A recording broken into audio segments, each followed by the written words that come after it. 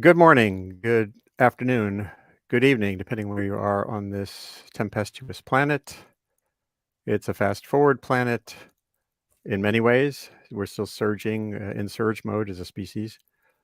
It's still a planet wrapped in a pandemic, which seems eminently evident to me. So many colleagues and people I know are still getting infected with this very enduring variant, but in many parts of the world, still the rate of vaccination, let alone the rate of boosting, is low enough to guarantee it's going to stick around, and more pandemics are coming.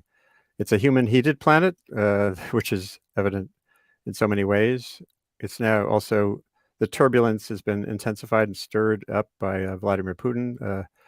As I wrote back in February, it gets really weird on planet Earth when a superpower goes rogue, essentially. It's one thing for a tiny country to do something horrific, but when a nuclear-armed country does this, the ramifications and reverberations are just astounding. And of course, Florida is in the grips of essentially entering a state like that of Pakistan, where with an enormous impact of inundation and storm, with some elements almost assuredly amped up by global warming. But the biggest element by far is our bad habit of building in harm's way on this planet and settling in floodplains. A great piece in Politico this morning getting at this reality I've been writing about for far too long, that we're building, as Stephen Strader and Walker Ashley put it, an expanding bullseye of vulnerability, exposure and vulnerability in areas that are implicitly zones of hazard. Today, we're going to shift to a really interesting topic on this Friday show, and it's urgent in its own way. Climate policy. In a rush to climate policy, much of which hasn't really worked yet, there's also a rush to conflict. The world is not even when it comes to who has access to energy of various kinds, who can transition. There's still huge parts of the planet that are transitioning to having any energy access, modern energy access, let alone access to clean energy. And for those who are in the lead on this, to wag their finger at let's say sub-Saharan Africa and say, you can't use your fossil fuels, even though we did, is already leading to intense disputes ahead of COP27. It was starting to happen in the background of COP26. I think we've heard a lot about environmental justice. So far, it's mostly been tuned to the impact side of climate.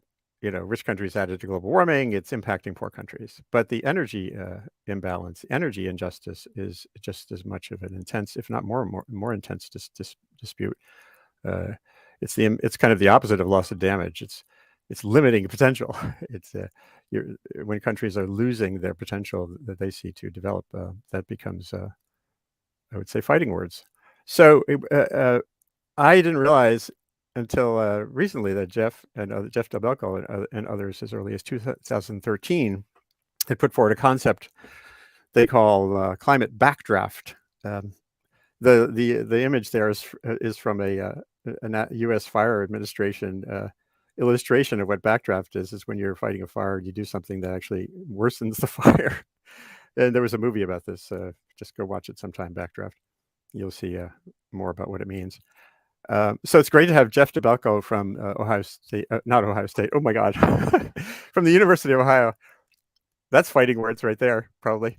And Kimberly Marion Suisea, I hope I got that right, we'll find out in a minute, who's at Northwestern, and Stacey Vanderveer from the University of Massachusetts, Boston, are going to be describing their work on not just the identifying this problem, but what's new is a paper, a report that's come out that is about what do you do with this knowledge? So acknowledging this is a phenomenon, and what do we do now, whether it's through treaty talks or development assistance or the like, to limit the odds of backdraft. It's great to have you all here. And I'm Andy Revkin from the Columbia Climate School, reporting to you from rural Maine on the Coast territory. And I was in the Hudson Valley for 30 years in Lenape land, and always try to respect the history, and not just history, the future of where we live, and honoring and supporting those who tended to it long before we were here. Maybe we'll start just briefly with a round of who's here. Jeff, I stumbled into your work, I think, in 2009, 10, 11, through that Wilson Center New Security Beat blog. I was blogging myself at the New York Times along with my writing, and I just really loved your approach to things. So just tell us who you are just briefly, and then we'll get to the report, secondarily, and we'll get around to Kim and Stacy.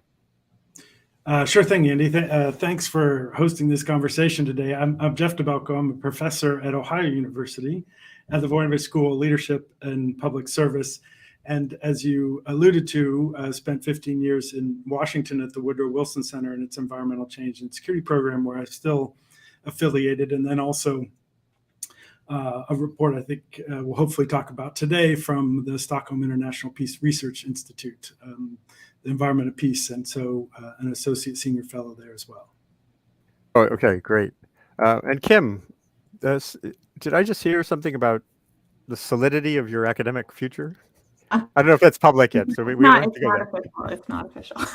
Okay. Well, anyway, just tell us who you are and how you came to focus in this arena. What's your Sure. Yeah, I'm Kim Marianne Suisi. I'm an assistant professor at Northwestern University in the Department of Political Science and Environmental Policy and Culture program.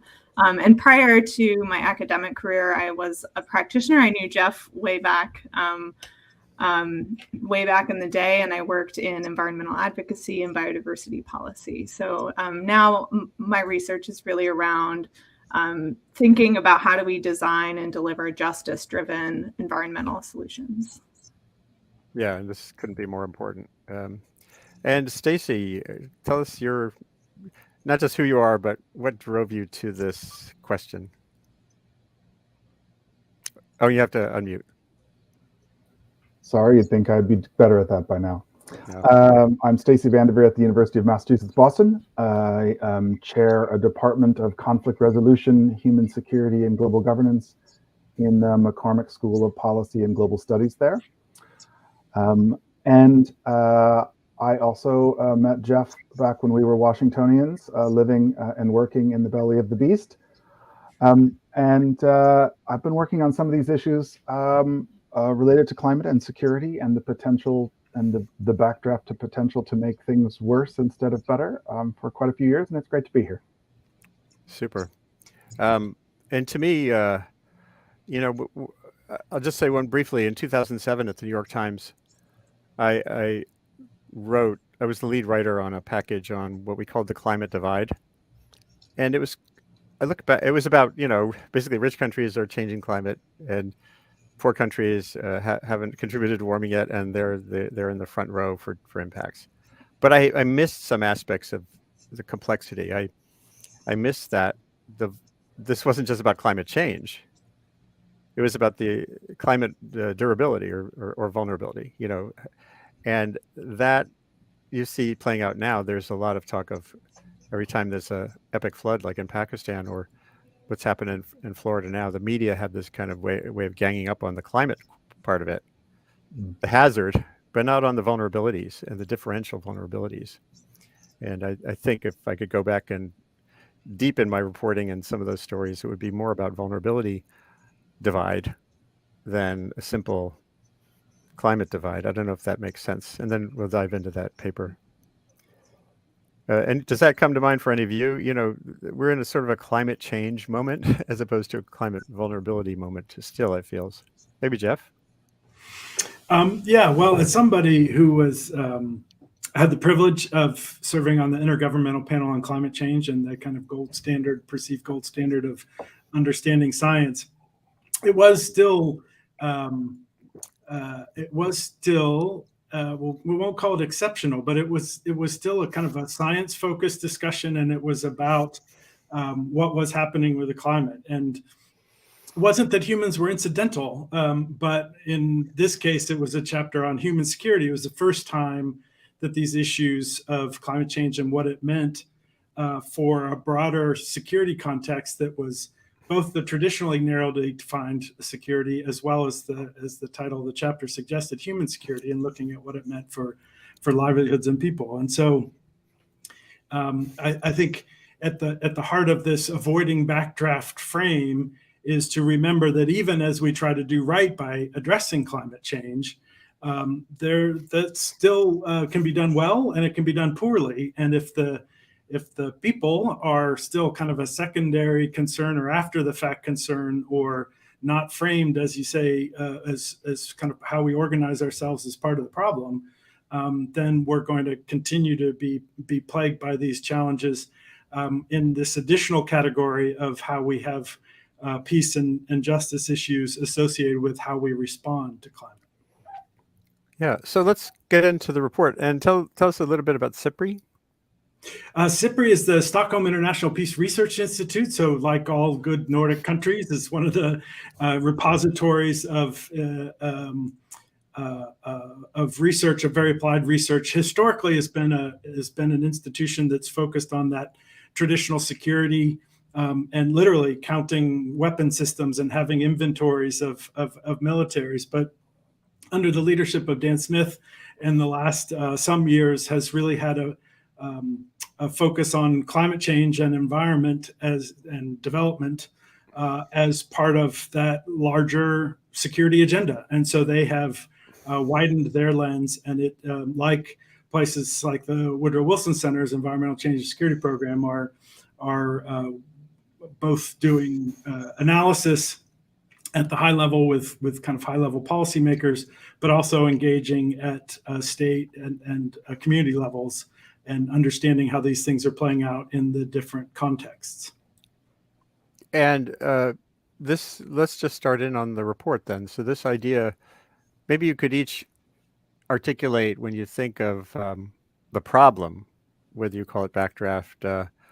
I've been paying attention to the terms mal-mitigation and maladaptation. Maladaptation has gotten a lot more focus lately. You know, we all know we need to adapt, but sometimes that can kick back at communities that are more vulnerable if it's sort of big scale things. And I think mal-mitigation, I think, is worth thinking about, where mitigation policies for emissions generate conflict and calls of injustice as well.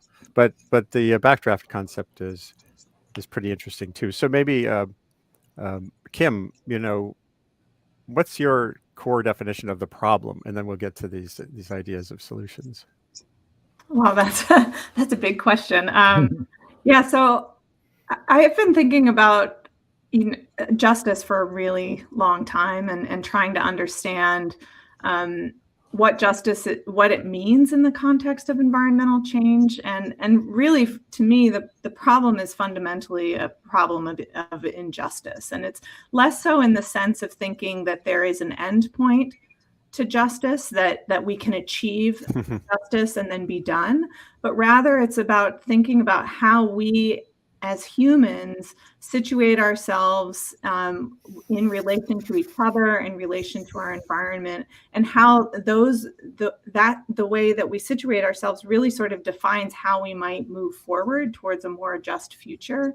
And a lot of what Kyle White at the University of Michigan has done some great work, and a recent article on relational tipping points, and thinking about how we as humans have sort of put ourselves in a position where we've severed our relationships with different entities, different animals, plants, the earth in and of itself. And I think that is a real core problem in thinking about that. We really we view things so myopically, right? This is an emissions problem. If we solve the emissions question, we'll be good to go. But we really need to think in a much more holistic, sort of both forward-looking and backwards-looking, in order to move towards a more just future. Yeah, and what you're describing to me reminds me of my own mental change from thinking about climate change to thinking about climate risk. There's this formula that disaster researchers use when they talk about these problems, the vulnerabilities and resilience and and it's very simple. It's like the most simple. You can put it on a card. You know, risk is hazard, meaning the problem, flood, fire, whatever, times exposure, how many people, and how much stuff in rich countries, and factoring in vulnerability or resilience. So and then you look at a flood in Pakistan, or you look at a sea level rise, or you look at a storm, and whether you're a reporter or researcher or a mayor, ideally that frame then identifies where the levers are, and where where climate justice or injustice emerges is from that last part. Except where we're changing the hazard. How much of the hurricane is amped up by CO2. We can have long discussions that will go on forever in the IPCC about attribution. But the one that's actionable on the ground is that last point about who is vulnerable, who's facing an emergency. We all yell climate emergency, but who is in a state of emergency? It's really actually not us. It's that then leads you toward all kinds of opportunities. Does that feel resonant? And Stacy, to you again, is that all consistent with your thinking? Yes, and I think one of the things you're onto there is that we all know that the world is a deeply unequal place, right? That inequality is yawning and often getting worse in a whole number of dimensions. But too often when we're grappling with climate change, we sort of set that fact aside as though it's, another problem that sits over there that other people worry about. But when we start thinking about, shifting whole energy systems, about changing our society or changing the kind of planning or the things we build, inequality is sort of ever present, whether we're trying to make ourselves more resilient or adapt or mitigate climate change. I think since we've all been seeing pictures from Pakistan and then now from Florida over the last few days, I think it's a safe bet that it will turn out, right, that very few really wealthy Floridians are being plucked from their houses in small flat-bottom boats in the 2 days after the hurricane came through, right? The people who are being plucked there are they're often poorer or working class. It costs a lot of money to evacuate. It costs $1,000 or $2,000 or $3,000 to get out of the way of a hurricane. You have to have a hotel room or all these kinds of things, right? And or people who with disabilities. And so what we see is that whether you're in a wealthy society or we're speaking about global inequality, it's never just incidental in these discussions about either mitigating our emissions or adapting to the world that has already arriving. Right, and this gets even to the recovery too. When I was covering Hurricane Harvey, the epic losses, but if you're a homeowner and you were smart enough to have flood insurance, you have that backstop. But if you're a renter, you don't, and so this gets into the economics and the financial inequity. And rents will skyrocket now in these kinds of damaged places, right? Because there's so much less housing available. By the way, I should ask each of you, in your work, in your academic work, Stacy and Kim particularly, if there's a case study or two that you really have dug in on a lot, it'd be good to hear a little, what makes your hair stand up or your scalp prickle when you think about these problems. Yeah, I know. I shouldn't have said hair stand up. Scalp prickle. We still have follicles. So is there some case study for each of you when you think about both the problem and now we'll talk about paths forward? What scenarios have you seen that make you either excited or two from my standpoint? I'm involved in research projects for the last several years. One on sort of the energy transition is dramatically accelerating the demand for all kinds of mined minerals, and those mines are huge and very dangerous and ecologically damaging and community destroying in many parts of the world, and they are growing in leaps and bounds, right? So you can zero in on the various cases around the world, but you see that our aspirations to build a new economy are sitting on a foundation of the old, very unequal type of global economy that we already have. And so the lovely images of wind turbines and solar fields, sometimes, there were people who lived there before those things were moved in. They have been displaced. They haven't been compensated. So one of the projects is, for example, looking at these kinds of dynamics in Uganda. And you see that the human rights and community problems and community damage and lack of financial compensation that have often characterized the old economy when people are moved out of the way for large dams or for extraction, they're here in abundance too when it doesn't matter whether we're building wind farms or solar farms or small dams, the same kinds of dynamics are often applying. Right. And this is, I think what I've been trying to zoom in on the energy side lately, as I see this playing out now with the $370 billion to spend, the sources of energy friction come from, it's people point to pipeline, the whole activist community is focused on that one pipeline in West Virginia and on sustaining fossil infrastructure.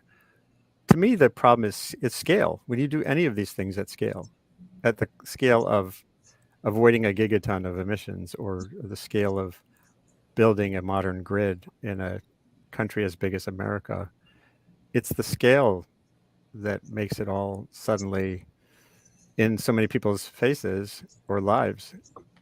Not so much whether it's a pipeline or a transmission line. And I don't know whether that resonates, but that what you talked about with Uganda too, this relates to everything. It relates to the seabed mining. Do we get it from the ocean?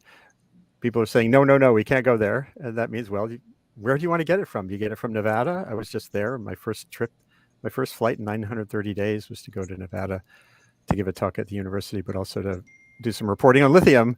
And if we don't get it in Nevada, well, we'll get it in Argentina. And what are the issues there? So, Greg, you think about the scale issue a lot too. What's that? Is that what we're talking about? Anything that's at climate scale ends up running into these barriers. Yeah, well, Andy, I think you alluded to it up front, which is part of especially when we put together this argument for Backdraft, it was really a deductive argument because we haven't been terribly serious about responding to climate change and doing mitigation or adaptation. So in many ways, it's looking ahead. Now things are ramping up, as Stacey has said, and I think need to much more. And yet there seems to be a reluctant recognition and acknowledgement that it is built on that foundation that looks very familiar in terms of extraction and inequity.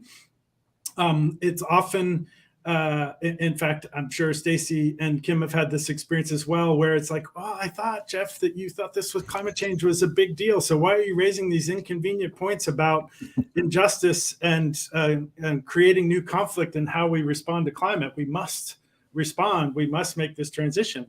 And of course, my response is yes, absolutely. So let's do it well and not poorly, and in fact, delay the process and make it and kind of use it to lock in inequalities and such. And so for me, scale is absolutely the case. And so, for example, Stacey's research on the mining and then connect that with Kim's in terms of indigenous people and marginalized people, particularly forest communities, whether it's Southeast Asia or here in the United States, in terms of the pressures that have historically been there and the ones that are going to come with this greener economy. It's kind of, same old abuse, same as the new abuse. And so matching the insights that she's had from that work with the realities that Stacey and colleagues are laying out and that we tried to capture in the Environment Peace Report mean that this is just not an issue that we can wait till later. It's not an inconvenient fact that's a footnote. It needs to be front and center. And some of that just transition dialogue gets it, but we really make the case for adding just and peaceful transition because we do think it rises to the level of issues of peace and conflict. And that may be just, the Global Witness just had a report on environmental defenders and the continued targeted assassination of individuals. It's not necessarily armies engaging armies, right? Which has been our historical focus for security. It's very much small-scale anonymous violence against people where they live and trying to defend where they live. But that to me is kind of the beauty of the kind of connectivity that the work that Stacy's doing and the work that Kim is doing kind of fits together to help make this story real and specific and universal, frankly. So boy, there's a lot of urgency here in terms of building that dialogue in early. It's we talk about path dependency, a phrase I learned from a lot of my academic friends. Academia, policymaking, everybody from the Convention on Biological Diversity to the Climate Treaty, they've been sort of tacking on having indigenous and informal settlement communities and the like integrated into the process, but they're not formally part of the process, and they never could be because of the way the Framework Convention is structured. So, wow, if this is the pathway, I hope a lot of people are listening to you all, because it's a tough challenge. Stacy, tell us a little bit about the work you've done with indigenous communities and how that relates to this. I think I'm going to hand over. Oh, I'm sorry, Stacy. I meant Kim. Sorry. I was like, yay, more people. No, I meant Kim. No, it's fine. I have so many thoughts right now that are kind of swirling around in my head. And, I've done some work that I have a project that's been for the last 10, 12 years trying to look at how indigenous peoples are trying to influence international treaty negotiations both on biodiversity as well as on climate change. But I think, I want to maybe suggest something that's it's going to sound strange given the urgency of the problem, right? That climate change, we do have this sense of urgency that this is a problem we have to address now. And of course, it is a problem that we have to address now. But I think a core element that we need to think about is how do we then do that? Do we do that with a sense of urgency, or do we maybe slow down and really try to think about how do we expand the landscape of solutions that might be available to us? Because right now, with the sense of urgency that we have, we do limit who's at the table, deciding what our path forward should be. And this includes, the sort of exclusion of indigenous peoples from both exclusion from decision-making processes, but also a lack of recognition of their role as climate stewards and the solutions that they have been across the globe generating for generations. And I don't want to romanticize, right, that indigenous peoples have all of the solutions and that they don't, and that different indigenous groups don't have different types of aspirations that might also have significant climate impacts. But rather, what I want to suggest is that we need to slow down and really expand the table of who is there so that we can have more creative solutions.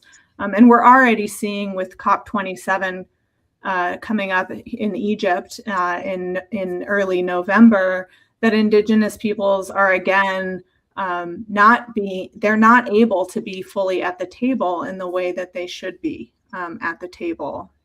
So I know the slowing down sounds strange, but I think it gets to the point about relationship building with other humans, but also rethinking our relationship with this planet that we have the opportunity to live on, right? Oh yeah, this resonates in so many ways. And I think at first someone asked me about urgency in 2008, and I said, well, yeah, but you have to have, with climate change and solutions, you have to have urgency and patience.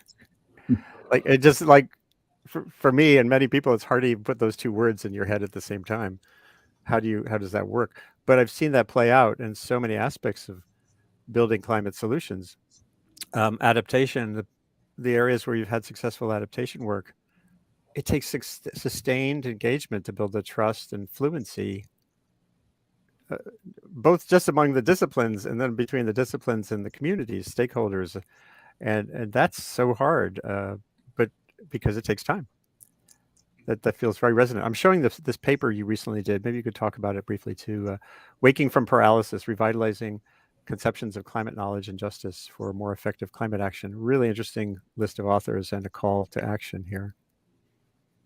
Yeah, thank you for highlighting this. This is some of my more recent work, and it really is a collaborative effort where tribal leaders, maybe take a step back. I've been working with 10 different Ojibwe tribes in the Upper Great Lakes, so primarily Wisconsin, but also Minnesota and Michigan, to really think about how can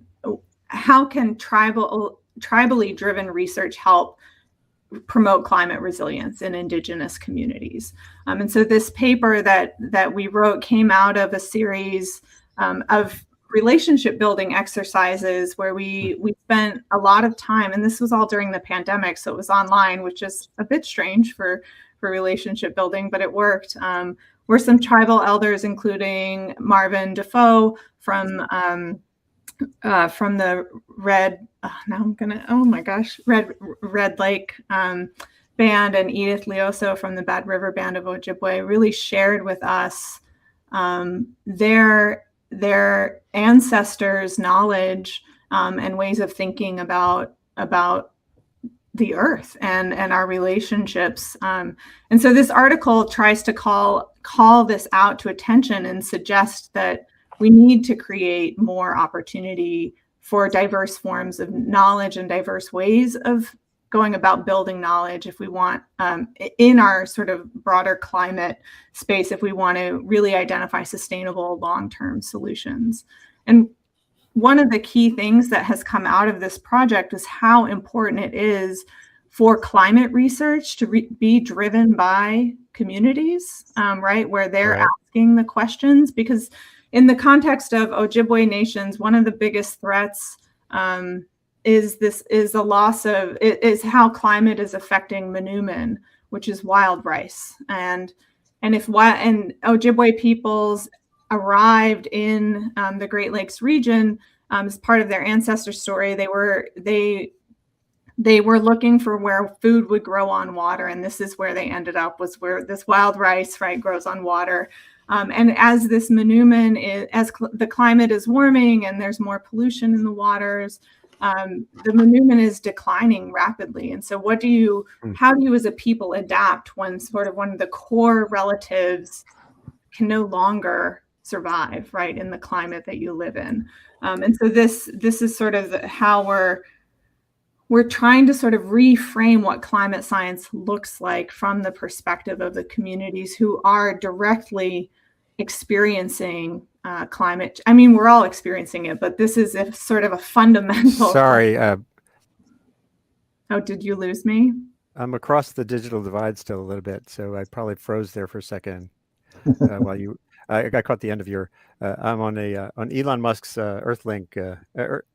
Starlink system, and we have too many trees, so every once in a while the satellites are overhead and there's a gap. Sorry about that. But yeah, this work, we're going to get back to the main study, but I want to see how this resonates with Jeff, what you're thinking about on this bigger scale question of what would success look like in treaty talks, or like looking at these same issues that were outlined in this paper. Yeah, well, I think Kim and her colleagues have made a real contribution by helping us understand how patience and going slow can increase the tools in the toolbox, or the possibilities for response. And so don't just rush in with the most established, most familiar, entirely supply-sided, kind of just how do we continue our massively consumptive processes, but with just slightly greener energy generation. But I would also make the case, and connecting it to the international institutions that you allude to, Andy, that tactically as well as strategically, it's critically important to take into account the justice and conflict issues that climate response may precipitate from the outset, because otherwise it'll actually make it harder to achieve in those international institutions. So for example, if the representatives of Indigenous peoples at the UN stand up, and as they are starting to do, and say whether it is red schemes, reduced emissions from deforestation and forest degradation, that changes access and denies access to indigenous peoples to their lands in the name of carbon sequestration, then unless that can be done well and that can be done poorly, and if it's done poorly, they're going to stand against it. In the related 30 by 30 efforts in terms of the absolutely necessary need to protect ecosystems, that too can be done in ways that are perceived to be land grabs. And we have lots of history of coercing conservation and fortress conservation from the past that we do not want to repeat, because they ultimately don't achieve the outcomes. In fact, they forego some of those solutions that Kim's talking about with a more inclusive approach. And so from a tactical perspective, if one is strictly interested in making progress at the international level with these institutions, it's unwise to keep these issues on the margins and to downplay them and suggest that it's what we will deal with once we have made real progress on the issue. And I would say in order to make real progress, we have to take into account these ahead of time and recognize that this can be done well and it can be done poorly, and rushing in and not taking account of these factors is a formula for doing it poorly. Yeah, I want to bring this up in the context of energy policy now too, and there are some good comments starting to come in. If you're out there watching, please share this now with others, and you can always share it later on whatever your platform you're watching. But I started to get frustrated with some very good-hearted people over a decade ago when I was still at the New York Times, and John Kerry went to Indonesia, gave a speech, kind of a finger-wagging speech on energy. So here he is at the time we were a 17 ton per person per year country for CO2, and talking to a country with about a 2 or 3 ton portfolio. And he said some things that I found really had this effect. It was like colonialism again, all over again. It was like, but in a weird way, it was like, we had our carbon party, but you can't have yours. And just recently, he's changing his tune, I think, a little bit, maybe this year, partially because COP27 is in Africa.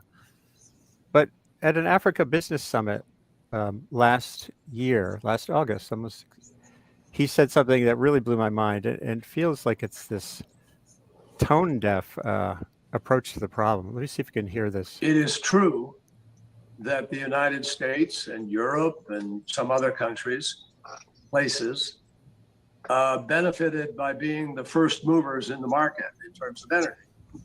So we've had 100 years of making big mistakes, which we didn't know were mistakes until sort of the 1980s. When Jim Hansen testified to us, I was in Congress, I was in the Senate when he testified, and he told us, hey folks, there's this thing called global climate change. And a few people were ahead of that curve, Al Gore and a few others in the Senate who were part of this effort to sort of change our behavior starting back then. I went to the first conference of the parties. I went to the Rio for the Earth Summit and subsequent meetings. And I was in Kyoto, and I've been to many, many, many of these meetings trying to undo the mistakes that were made over 100 years ago. But just because some people didn't have their chance to make those mistakes doesn't mean they ought to go do it now. We have people building coal-fired power plants right now. And we have countries funding the building of coal-fired power plants that are not abated. And by abated, I mean there's no carbon capture, there's no restriction. So, and frankly, let's be honest with each other. Nobody can show me a method where we actually capture all the emissions. We're not close to being able to bring that deployment up to scale. And yet we hear a lot of talk about deploying more gas plants and infrastructure. Let me tell you what happens. You build infrastructure for gas plants, they'll be with you for 30 and 40 years. They're going to be there. That's the lifetime they're built for. And the problem is that the Earth doesn't have the carbon space right now. There's no way the economies of the world are going to be able to continue at the levels that close to the levels that we're at today. And what I hear in the comments that I've heard thus far is that, and you just you mentioned it, Todd, when you said it would only be 1% if the energy level of today is being supplied by gas. But that's today. It's not going to be static. It's going to grow. You want your economies to grow. We want them to grow. More and more people need to have energy. But I ask you to take note of this statistic. Today, around the world, the cheapest new electric power plant that you can install is based on renewables. I just emphasize that. That is why renewables now constitute 70% of all new electricity capacity. In the United States, we brought all the new electricity we brought online, about 80% of it was through renewables. So what we need to know is that the gas thing, yeah, it'll fill a gap where you need one. But unless you can abate it 100%, we don't want to build growth on something that is going to compound the problem. Now, Mother Nature does not measure whose emissions they are, whether they come from the US or China or Europe. We can't parcel out the carbon in that manner because Mother Nature is oversaturated with the carbon. Now, let me give you another statistic to consider.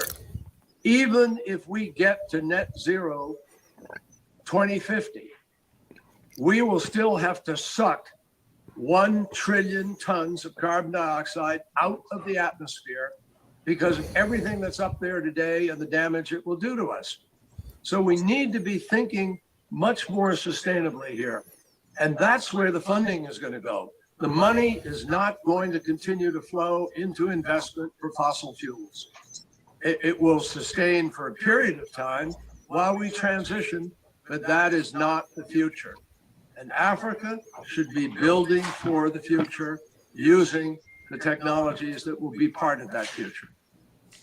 So it's quite a statement, especially at the beginning. It was basically, we did this for 150 years, but you can't because there's one atmosphere. This gets back to a paper from like 2011 by Rob Sokolow and others on safe versus fair. The fair loses.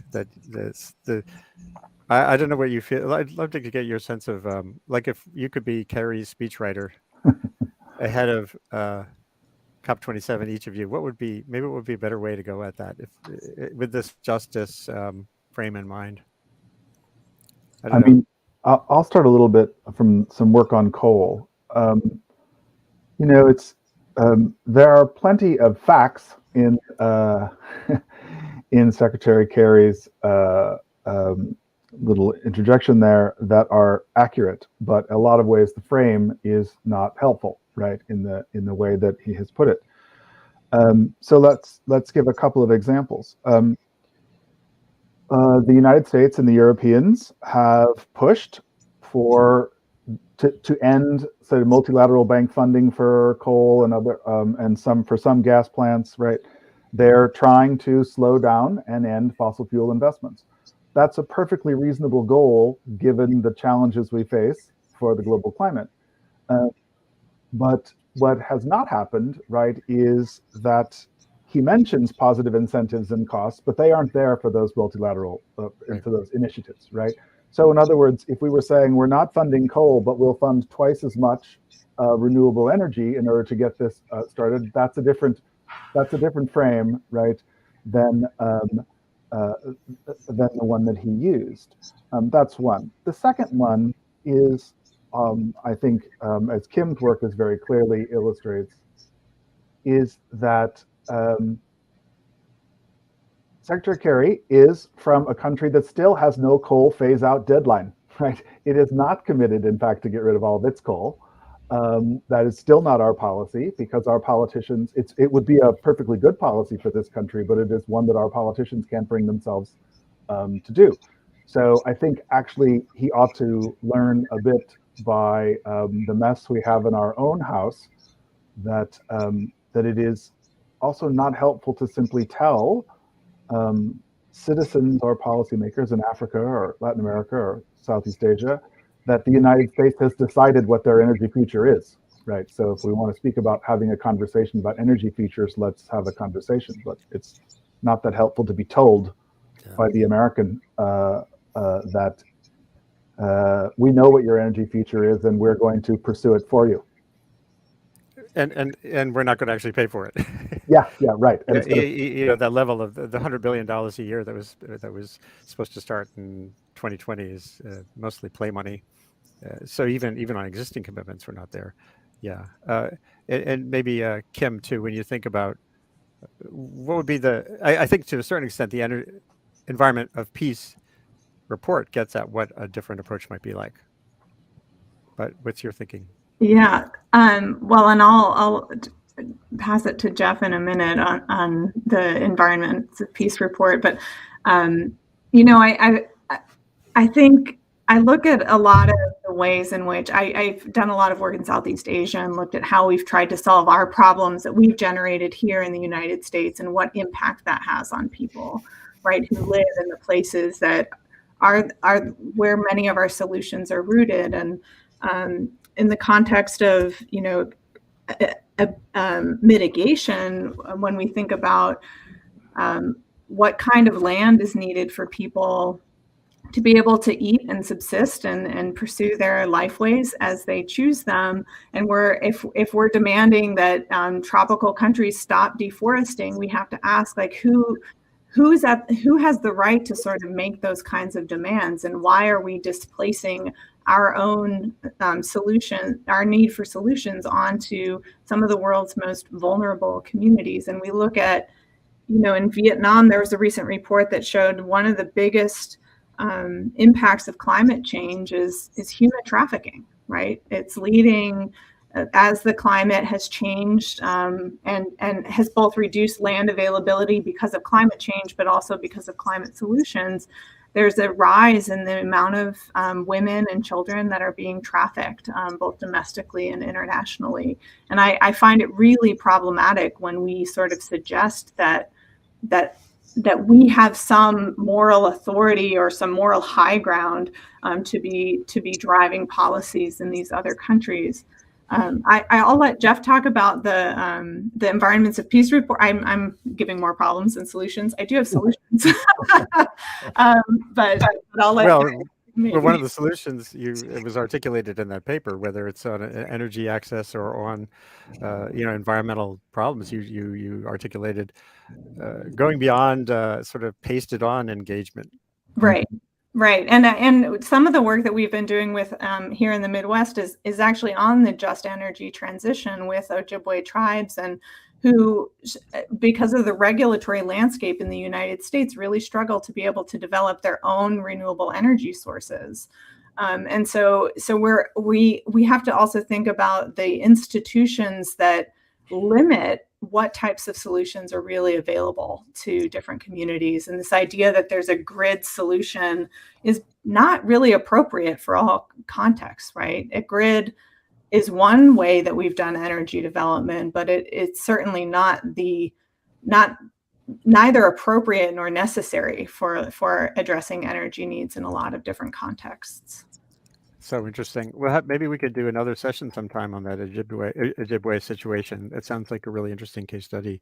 Yeah. Especially again, with money starting to flow, and in my work in the Arctic, I was up on the North Slope of Alaska, and there too, everyone sort of thinks of the indigenous voice as one voice. Mm-hmm. We all just want to keep hunting seals. No, actually, if you go across the North Slope, there's a whole array of interests and differences within the Inupiat or other communities too. Right. Yeah. I mean, there's it's the same political diversity that we have, in Chicago, in anywhere else, that also exists in tribes. Yeah. So Jeff, back to this manifesto. So tell us, we'll get into it a little bit more, and I'll broach a few more points and we'll go on. Sure. Well, I think to build on this particular part of the conversation, the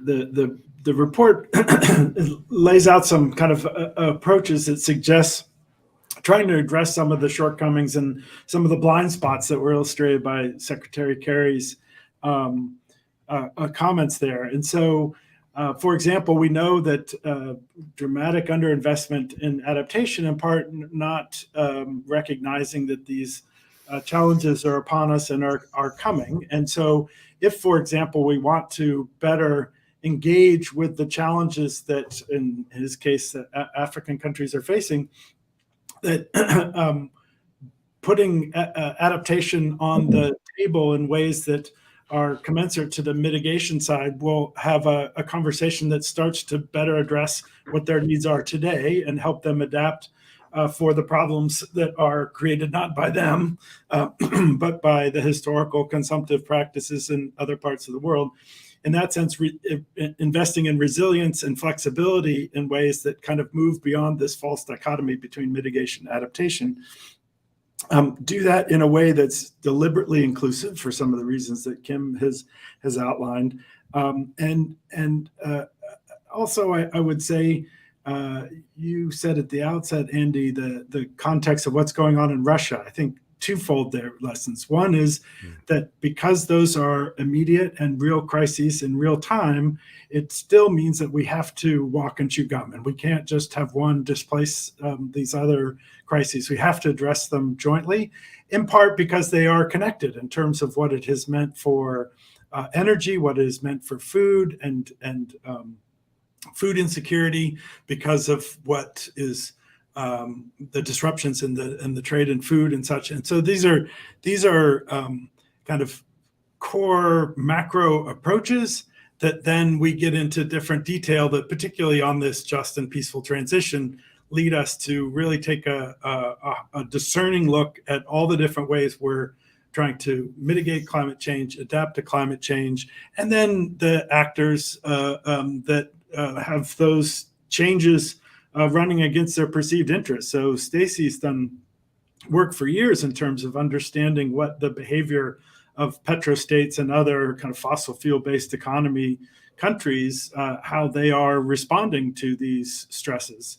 And so that's, again, another place where the traditional security agenda and this broader human security agenda in an environment of peace come together. And so being able to understand that these are not either ors or priority one versus something less so, but are deeply integrated. And until we kind of embrace that complexity and find ways to have approaches that respond to all those challenges, then we're going to really be missing opportunities and frankly creating more problems. Yeah, I see on Twitter, Stacy, you use the hashtag petrostate off and on. That I guess that gets to the counter argument I've heard from some in Africa, for example, who point to Nigeria's terrible past record on energy equity, even within Nigeria, and some of the terrible things Shell had done. So is there a path to acknowledging development, including some fossil expansion in parts of Africa, that is also a path away from that old model of how states tend to, and power people in power tend to kind of co-opt and control these things? I confess that I don't think there are terribly viable paths to continue to invest the tens of billions of dollars it takes to open new oil and gas fields, because that is an industry that you have to assume you're going to make money there for 20 to 30 or 40 years if you're going to lay out that kind of investment.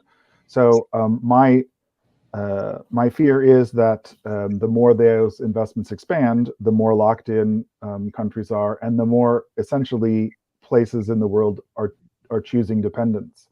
And of course, I hope it's clear that I don't mean just other places in the world. We're still choosing dependence by the expansion of fracking. We're still choosing dependence. So sometimes when I'm using petrostate as a hashtag, it might be in reference to Saudi Arabia, but it might also be Alberta, Canada, or Wyoming as well, Sure. in the sense of the, in a sense of the way such places tend to double down and double down again on investing ever more in what still seems like manna from heaven, because the resources still pour in. Right. But it is increasingly looking like it's a very bad bet. Yeah, but if we're not going to get serious on the alternative, I think a lot about the cooking fuel issue, because I focused some reporting on that in 2017 in both India and sub-Saharan Africa, and it seems to be an immovable object still. The Sustainable Energy for All initiative, their latest reports from the IEA show that there'll still be like 2.5 billion people cooking on biomass through 2030, mainly because population growth is still such a big issue, and areas dependent on biomass that are off the grid, that, as you were saying earlier, one of you, won't be on a traditional power line anytime soon. They're not going to have a hot plate or an induction plate, and there, LPG, propane can play a role, but then you get into this issue with the power lock-in around those gas development. It seems tough. I think it is tough. I think it is important, though, to not translate my response about the generally sort of unhelpful or unsustainable directions into an absolute. People need things around the world, and certainly I don't think we should, trying to keep Exxon or Chevron from investing another $23 billion to expand another field in some parts of the developing world. I think we should be trying to discourage that substantially, but I wouldn't translate that into saying that we four here in various parts of the United States should decide other people's sustainable cooking options in the world. That I think has to be the subject of the kind of much more inclusive, open, and welcoming discussions and debates that Kim's work has zeroed in on, and not because someone who is equally gray but not as old as Secretary Kerry has a view on it. So we're pretty much at the end of an hour here, which seems like it sped by really quickly. We can go a little longer if you are all okay with that. And I want to bring in one more voice, just because it's at the same. But before I do that, let's get to this model of inclusion and the idea of patience and shifting our models for how we do things. Part of your call in that paper, Kim, was a call to settler scientists. I love that. To accept responsibility for abolishing the stench of injustice, to break down our disciplinary traditions, boundaries, and expectations, and to listen. And at Columbia, there's been a lot of people working on, how do we do that? The Moore Foundation generously and creatively gave a grant 5 years ago or 6 years ago to some climate scientists and the peoples of the Inupiat community in Kotzebue, Alaska. And the money was to develop a relationship. I'm just going to show, this project. It wasn't, the community had a lot of concerns about sea ice changing, a lot of sea ice variability and change, and endangering their elders who were going out on the ice in their snow machines and falling through the ice when they're seal hunting. But the money, the whole framing of the project wasn't like your standard grant. It wasn't like you will deliver a paper in 3 years, blah, blah, blah. It built a relationship. And then the papers began to flow from the relationship. For the community and the scientists co-designed everything, including the film that was made. They co-designed the problem they were going to look at. And I just think, the more that philanthropy and or governments doing funding get out of that box, the better. I don't know if that feels promising, or if you've seen other examples. You're just preaching to the choir here. I fully agree. And part of the work that we did with, that we've been doing here at Northwestern, first funded by the Buffett Institute at Northwestern, was no one will give you money to build relationships. It's really, but that is fundamental to doing what we in our project would argue is good climate science, right? Or good, and climate science being not just the biophysical side, but the social science side, the humanities side, et cetera. And we were fortunate because of that Buffett funding, we were able to then secure an NSF grant that was also focused on relationship building. It was a small grant for $50,000, that NSF Civic Innovation Challenge. And that is the kind of funding that really is transformative, right? It can really expand who gets to be part of moving our knowledge forward. And I think that, I am right? Like I'm not Native, I'm not Indigenous. And I feel a deep responsibility to make sure that I am standing behind those who can really advance a different way of looking at the world and helping us see in much more multidimensional colors and values. And that's, funding agencies, philanthropists can focus on that relationship building. I think that would be transformative for how we understand the world.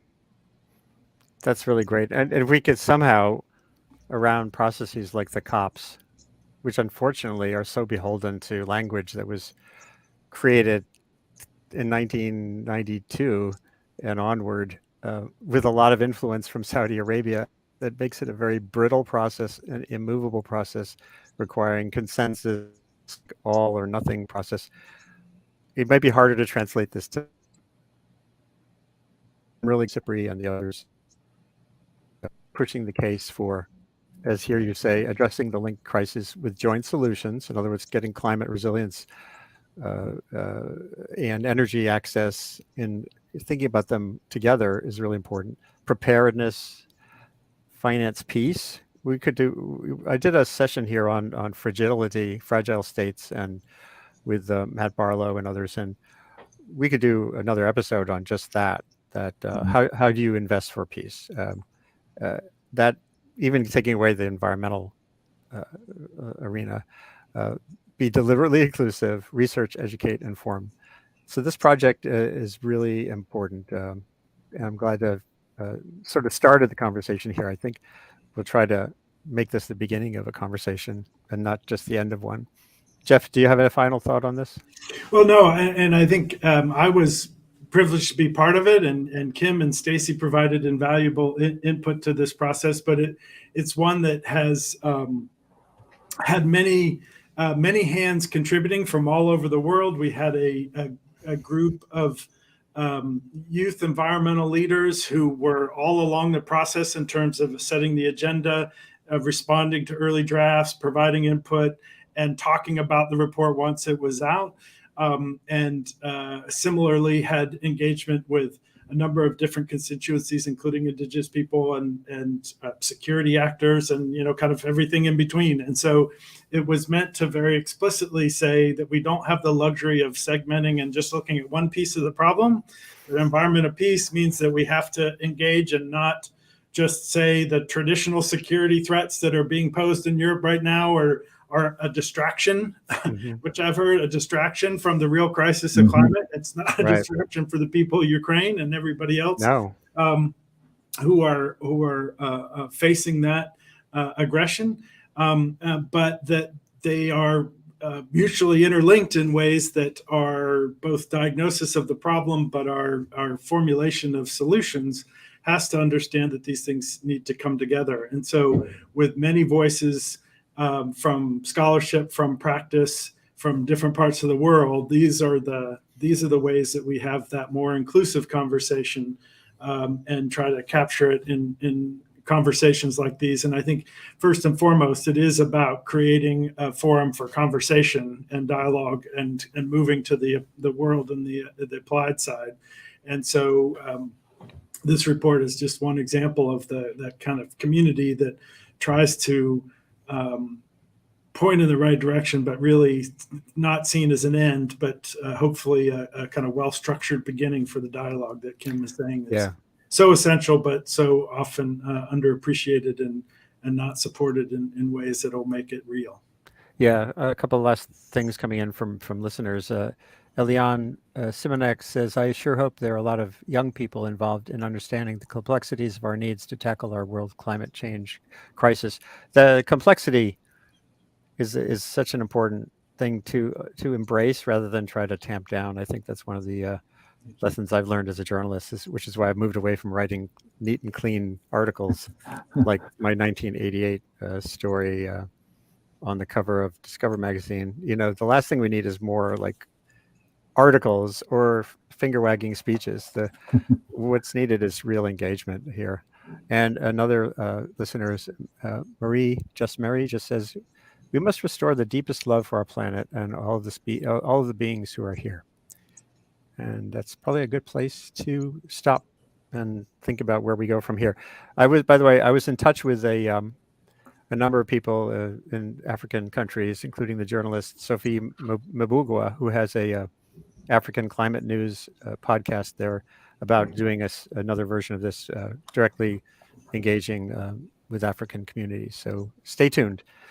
This is Andy Revkin from the Columbia Climate School. The Sustain What Enterprise. You can get in touch with me with reactions and ideas for future episodes by looking at that distracting scrolling bar at the bottom of the screen.